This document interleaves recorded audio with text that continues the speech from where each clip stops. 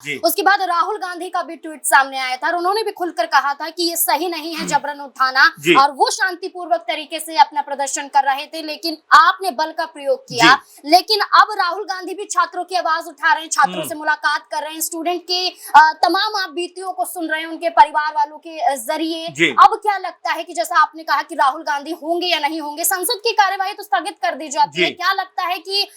जब ये संसद फिर से शुरू होगा तो क्या राहुल गांधी सबसे पहले नजर आएंगे? देखिए, बिल्कुल जाहिर बात है, क्योंकि ये मुद्दा अपने आप में सबसे बड़ा मुद्दों में से एक है, और जिस तरीके से इस आंदोलन में तमाम छात्र युवा दिखाई पड़ते हैं, और जो बात आपने भी कही कि राहुल गांधी लगातार इन युवा छात्रों से कम्युनिकेट कर रहे हैं, चाहे कोटा की बात करें, चाहे देहरादून की बात करें, और छात्रों के सामने अपनी बातों को रखते हुए नजर आ रहे हैं, उनकी तमाम समस्याओं को सुनते हुए दिखाई देते हैं। ऐसे में अगर राहुल गांधी संसद के अंदर अगर इस मुद्दे को उठाते हैं, या समूचा विपक्ष इस मुद्दे के ऊपर अडिग होकर सरकार से सवाल पूछता है, और जैसा लगातार चाहे अभिजीत दीपके हो या सोनम वांगचुक हो, यही बात कहते हुए नजर आते हैं कि शिक्षा मंत्री जिस तरह से जिम्मेदार हैं इस पूरे मामले के लिए, उनको अपने पद से इस्तीफा देना चाहिए। तो क्या सरकार के ऊपर इसका दबाव बनता हुआ दिखाई पड़ेगा? क्या सरकार यहाँ पर कोई बड़ा फैसला करती हुई दिखाई पड़ेगी? इसको लेकर तमाम तरह की अटकलबाजियां मीडिया में चलती हुई दिखाई पड़ती हैं, क्योंकि जिस तरह से तमाम प्रतिबंधों के बावजूद आपने देखा कि तमाम मेट्रो स्टेशन बंद कर दिए गए,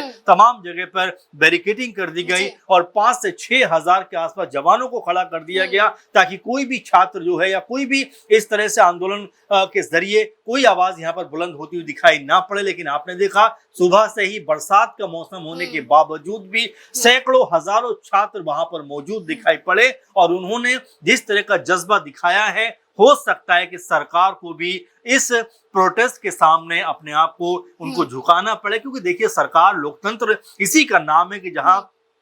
कोई भी अगर आपकी नीति को लेकर विरोध करता है तो कम से कम आपको कम्युनिकेट करना चाहिए। बारंबार हम लोगों ने इस तरह की चीजों को देखा है। अन्ना हजारे जिस तरह से 2011-12 में प्रोटेस्ट करते हुए दिखाई पड़े थे, और महज 13वें दिन ही सरकार ने उनसे बातचीत करने को तैयार हुई। तो ऐसे में सरकार को यहाँ भी एक जो है पहल करनी चाहिए थी, यहाँ भी एक कदम आगे बढ़ाना चाहिए था। लेकिन अब जिस तरह से रास्ता खुलता हुआ दिखाई पड़ता, हो सकता है कि कोई संभावना यहाँ पर